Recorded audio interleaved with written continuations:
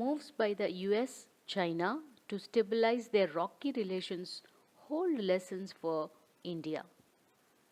This week's summit meeting between US President Joe Biden and Chinese President Xi Jinping in San Francisco is unlikely to resolve any of the major differences that plague relations between the world's two biggest powers.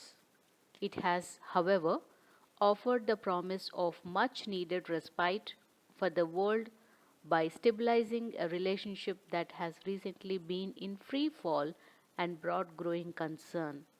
The summit, on the sidelines of the APEC APEC, yielded two significant takeaways.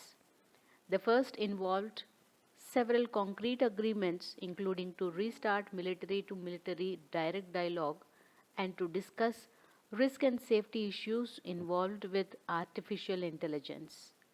The second is what both sides have described as establishing a floor to the relationship. That was the goal when the two leaders last met in Bali in 2022. The Bali consensus was, however, blown away by the spy balloon incident.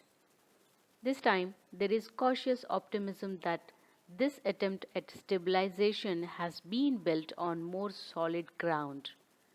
But how long it will last remains an open question, especially with two potentially disruptive political events looming on the horizon.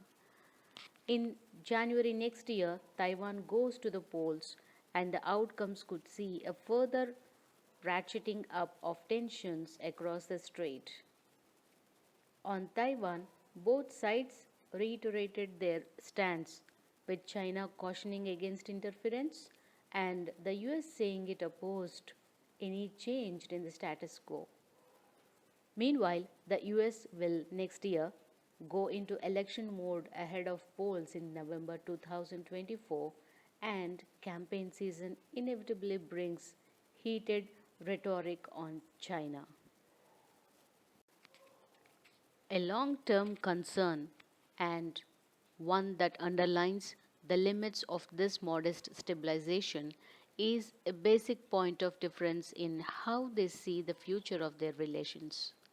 As Mr. Xing put it, the number one question was whether they were adversaries or partners.